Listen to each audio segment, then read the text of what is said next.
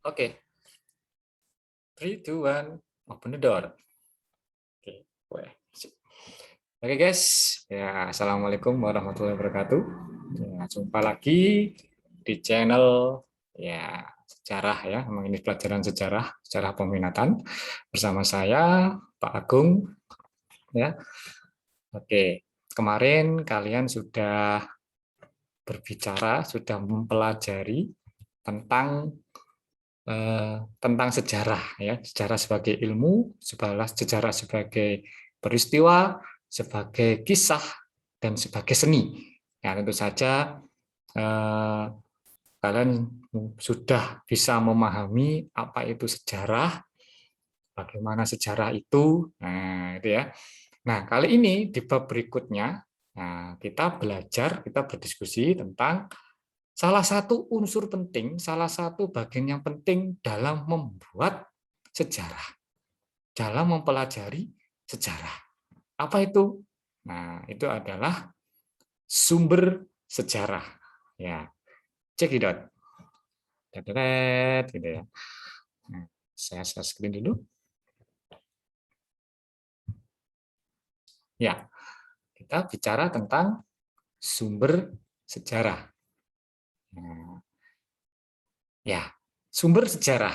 Nah, apa sih sumber sejarah itu?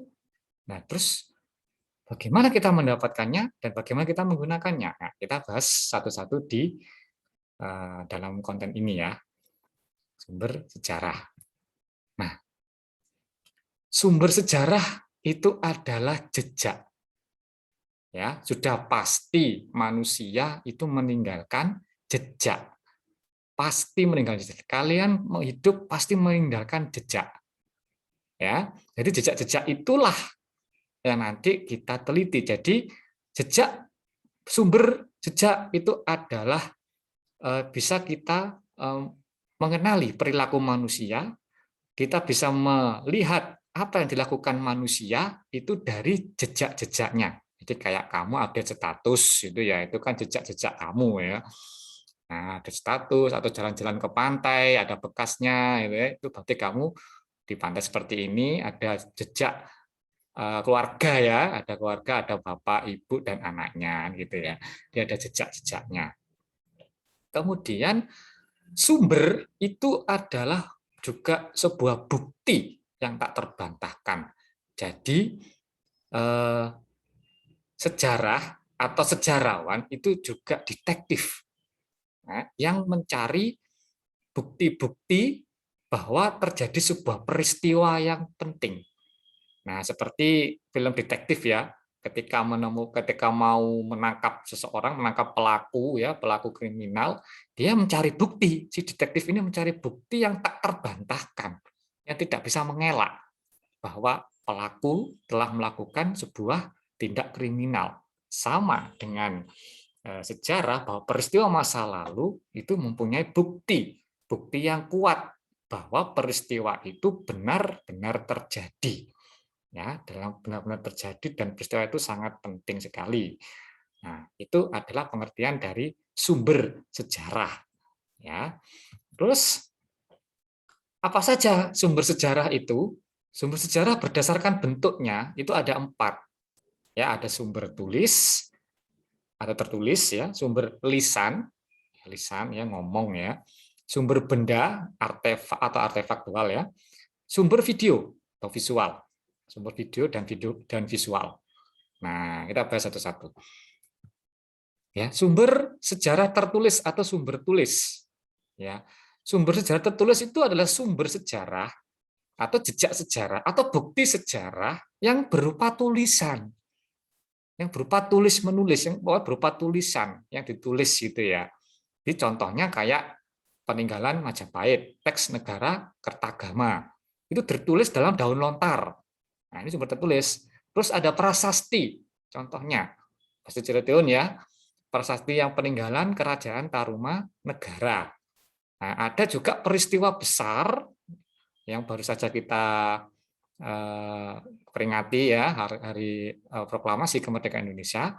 Apa sumber tertulisnya? Yaitu teks proklamasi. Jadi sumber tertulis adalah sumber sejarah berupa tulisan-tulisan. termasuk chatting kamu kepada mantan kamu itu juga sumber sejarah, ya, chattingan yang menyakitkan sekali. Silakan dihapus saja, ya, biarkan sejarah itu terkubur, ya. Ya, oke. Itu sumber tertulis. Kemudian sumber sejarah lisan. Apa itu lisan? Lisan adalah tutur, ngomong. Sumber sejarah berupa omongan, berupa lisan yang bisa didapat dari wawancara dengan tokoh perjuangan, dengan tokoh-tokoh sejarah, ya, tokoh yang terlibat dalam sebuah peristiwa. Nah, misalnya ini Pak Agung membahas penelitian Pak Agung tentang pertempuran di Surabaya tahun 1945, ya, membahas juga tentang Bung Tomo, Pak Agung. Jadi Pak Agung menemui tokoh yang berhubungan langsung dengan Bung Tomo, dan saya dan Pak Agung melakukan wawancara. Ya, kami melakukan wawancara dengan tokoh yang sebelah kiri ini teman seperjuangannya, Pak Didik, ya, namanya Pak Didik. Kemudian yang sebelah kanan ini adalah istri dari Bung Tomo. Ya, kita berarti sudah saya wawancarai, direkam, ya, jangan lupa karena itu sumber lisan. Jadi secara lisan, ya, secara ngomong, secara wawancara. Nanti kalian dapat sumber lisan secara wawancara. Nah, itu ya. Tapi tentu saja sumber lisan juga kamu kamu periodisasi, kamu peristiwanya yang paling dekat dengan sumber lisan, ya paling tua, ya peristiwa kemerdekaan, perang kemerdekaan. Kalau peristiwa zaman Majapahit, zaman kerajaan, tidak ada sumber lisannya, ya ada, kecuali kalau kamu undang melalui Jelangkung, ya, itu beda lagi nanti, ya. Ya, itu sumber lisan, ya. Kemudian sumber sejarah berupa benda. Nah, ini ya, atau artefak, ya, benda. Benda ini adalah hasil karya manusia, hasil budaya manusia. Nanti kita bicara budaya, ya, di kemudian hari. Hasil budaya, hasil pikiran, hasil karya manusia. Jadi benda-benda ini adalah hasil dari karya manusia dalam menghadapi tantangan hidup, dalam beribadah dan sebagainya, ya. Nah, kita lihat misalnya ketika kamu ingin membahas tentang masa prasejarah atau praaksara, maka sumber bendanya berhubungan dengan masa itu, ya, seperti kubur batu, arca batu atau sarkofagus, ya, ada waruga, punden berundak, dolmen, menhir dan sebagainya. Itu masa prasejarah. Terus masa kerajaan klasik, kamu bisa melihat kemegahan candi, ya, ini Candi Borobudur. Itu sumber sejarah berupa benda. Masa kemerdekaan ada. Ya, ini kayak tembak ini, ya, meriam, ya, ini sejenis meriam alutsista, ya. Atau kalian ingin sekali membahas perkembangan teknologi, sejarah teknologi telepon seluler di Indonesia, lah kalian bisa melihat, mencari benda-benda yang berhubungan dengan itu, misalnya HP dari zaman jadul ini, ya, dari zaman ini HP-HP tulit-tulit sampai HP nunit itu, ya, sampai sekarang yang canggih menjadi HP pintar atau smartphone. Jadi sumber sejarah berupa benda adalah sumber yang berupa yang berwujud sebuah benda peninggalan dari masyarakat atau dari manusia di masa lalu. Nah, ini bendanya seperti ini. Kemudian, ya, sumber berupa video. Ya, sumber berupa video, ya, yaitu sumber yang, ya, berupa sebuah rekaman video, ya, atau kejadian yang direkam, ya. Jadi dan direkam. Misalnya ada, ini sudah di YouTube, ya, banyak, ya. Misalnya YouTube juga ini juga merupakan sumber video. Jadi di YouTube ada film yang dulu direkam oleh seorang kameramen pada masa perang kemerdekaan. Nah, itu bisa dijadikan sumber video, ya. Kemudian bisa juga visual atau karya gambar, lukisan, itu juga bisa menjadi sebuah sumber sejarah. Ya, misalnya lukisan Raden Saleh ini tentang Pangeran Diponegoro yang ditangkap oleh VOC di sebuah perundingan, ya, diundang, kemudian dia ditangkap. Itu kan lukisan Raden Saleh. Tuh, ya. Terus di zaman sekarang juga sangat-sangat canggih, kalian bisa mengeksplorasi sumber sejarah dari internet, ya. Nah, seperti ini, ya. Kalian bisa menelusuri sumber-sumber sejarah dari internet, dari Facebook, IG, TikTok, TikTok ya. Nah, TikTok ya, TikTok dan sebagainya itu ya. Jadi dari internet sudah banyak dan sekarang juga sudah mulai digitalisasi sumber sejarah, digitalisasi teks. Ada teks-teks kuno-kuno, teks-teks manuskrip-manuskrip, arsip-arsip yang penting, arsip-arsip yang mempunyai nilai sejarah itu mulai didigitalisasi, di-scan dan diupload di media internet. Jadi kita bisa mengakses banyak websitenya ya. Di internet banyak, tinggal klik aja di Mbah Google ya. Hebat Mbah Google itu. Jadi seperti itu sumber video dan visual. Kemudian, nah sumber sejarah, sumber sejarah berdasarkan sifat, ya, berdasarkan sifat. Saya pindah ke atas biar kelihatan. Ya, sifatnya itu berarti sumber tingkat pentingnya ya, tingkat utamanya ya. Jadi sumber sejarah berdasarkan sifat itu ada sumber primer ya, sumber primer adalah sumber utama, sumber pertama, sumber sejarah yang asli ya, berasal dari zamannya. Ya, berasal dari zamannya. Jadi sejaman dengan peristiwa masa lalu, sejaman dengan zamannya, sejaman dengan peristiwa sejarah. Ya, misalnya prasasti yang dikeluarkan oleh raja, kronik-kronik yang ditulis oleh para musyafir, para pedagang-pedagang di masa lalu, piagam, kemudian ada bangunan, candi, masjid, pura dan sebagainya. Ya. Dan sumber primer ini adalah sumber yang paling baik, yang paling utama yang digunakan untuk menyusun kisah sejarah. Jadi sejarah itu harus dibangun melalui sumber seprimer mungkin, seutama mungkin.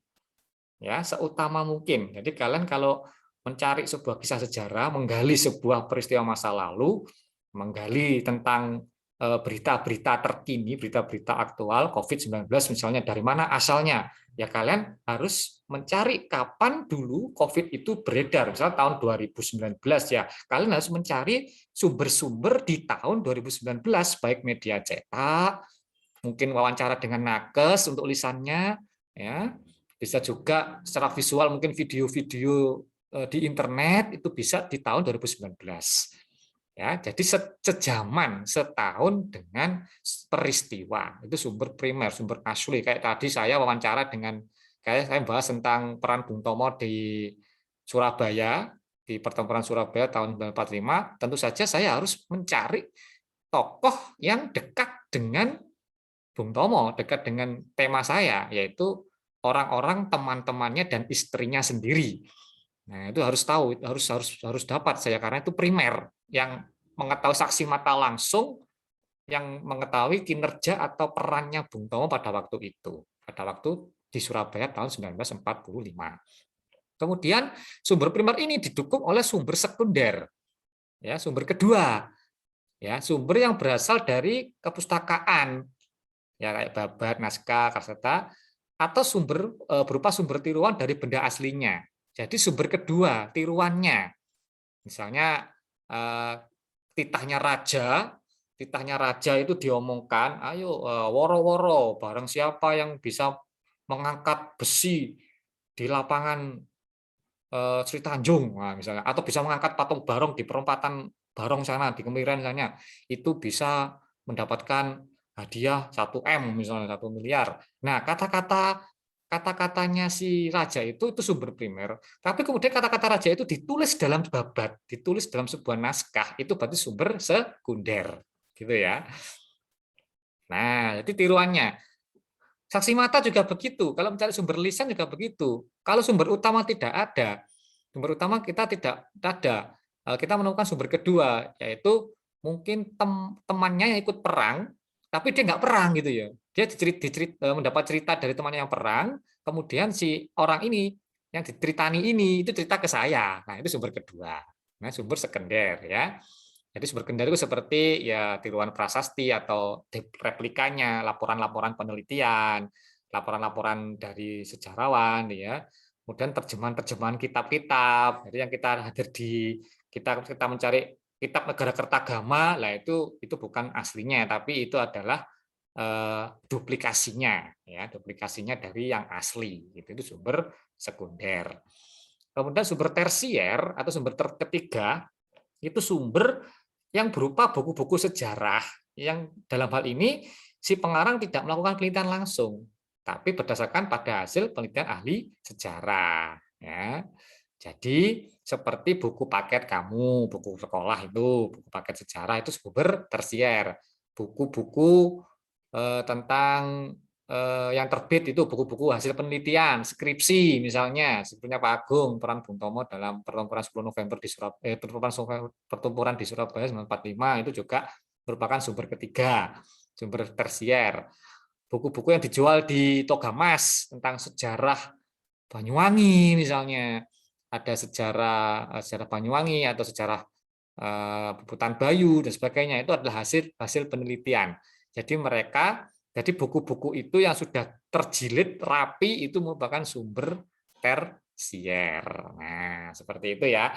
Jadi itu tentang sumber sejarah ya. Arigatou gozaimashita. Ya. Oke. Nah, seperti itu, guys. Jadi ketika kita bicara tentang peristiwa masa lalu, ya peristiwa masa lalu, untuk bisa menghidupkan kembali di masa sekarang, tentunya kita harus membangun peristiwa itu dan mencari jejak-jejaknya, mencari sumber-sumbernya. Nah, jadi bagaimana kita dapat sumber sejarah itu? Kita tentukan dulu apa yang kita cari dulu. Kita tentukan tahunnya dulu, temporalnya dulu, ruangnya dulu. Nah, jadi misalnya kamu ingin membahas tentang masa kemerdekaan Indonesia 1945. Bagaimana cara saya bercerita tentang kemerdekaan tahun 1945 atau masa perang kemerdekaan 1945 sampai 49? Nah, sumber-sumber yang kalian cari ya tentang itu, baik melalui internet, arsip, arsipnas, buku-buku tentang judul itu, tentang perang kemerdekaan. Terus betul juga sebalik yang lain juga begitu. Misalnya kamu ingin juga membahas tentang Banyuwangi masa kerajaan misalnya, masa kerajaan Hindu, masa klasik. Ya, kamu harus menelusuri di mana jejak-jejaknya masa kerajaan di Banyuwangi. Kamu bisa mencari di museum, di internet, ya, di mana seprimer mungkin ya yang membangun cerita tentang kerajaan di Banyuwangi. Jadi seperti itu. Jadi saya pernah ada Pak Kagung ada pengalaman ya ketika membahas tentang membuat sebuah kisah sejarah, kita mencari sumber itu bagaikan mencari harta karun, ya, bagaikan mencari harta karun. Jadi untuk menelusuri sumber-sumber itu kita harus mencari tempat-tempat di mana disimpan sumber tersebut, ya, sumber tersebut. Yang paling mudah kita cari itu di museum, di arsip, ya, kalau masuk di arsip, dan juga kalau di arsip di museum ya begitu, di perpustakaan ya itu awal untuk mencarinya. Kemudian kalau lebih ingin merekonstruksi lebih lanjut baru ke lapangan, jadi gitu ya. Jadi kalau dapat sumber itu luar biasa. Jadi sumber-sumber kita banyak tersimpan kalau masa-masa Hindia Belanda itu kebanyakan tersimpan di arsip nasional ya, jadi berupa laporan-laporan dari residen, dari pemerintah Hindia Belanda, dari gubernur itu ada di arsip nasional. Terus kalau bicara tentang masa-masa Islam, kerajaan Islam itu ada di biasanya kalau di Indonesia sekarang ada di museum di Keraton ya, Keraton Solo, Keraton Jogja, Hamengkubuwono itu banyak babat-babat, banyak serat-serat ya yang ditulis oleh penulis kerajaan ya yang disimpan di sana. Dan memang sumber sejarah Indonesia ini ketika terjadi sebuah kolonisasi ya, atau kolonisasi oleh penjajah atau oleh bangsa Barat ya, oleh Belanda, oleh Inggris. Jadi kebanyakan ketika mereka melakukan ekspansi ke sini itu sumber-sumber sejarahnya, sumber-sumber pustaka-pustaka kita itu dibawa ke negaranya sana, dibawa ke Inggris. Di Inggris dibawa ke Leiden, ke Belanda. Jadi kita kalau mencari sejarah Indonesia secara detail, kita harus jauh-jauh ke sana. Ya, jadi mari kita buat jejak-jejak emas, kita buat jejak-jejak sejarah yang baik demi masa depan bangsa ini dan untuk membangun bangsa ini. Tentu saja untuk membangun bangsa ini kita memerlukan pengalaman-pengalaman di masa lalu. Untuk kita jadikan inspirasi di masa sekarang dan kita bangun Indonesia untuk jaya di masa yang akan datang. Oke, terima kasih. Sekian dari kami. Sekian dari saya. Semoga bermanfaat. Ya, jangan lupa like, comment, share, subscribe. Jangan lupa ya, supaya kita bisa berbagi ilmu tentang sejarah. Oke, terima kasih. Assalamualaikum warahmatullahi wabarakatuh. Salam jas merah. Jangan sekali-sekali melupakan sejarah.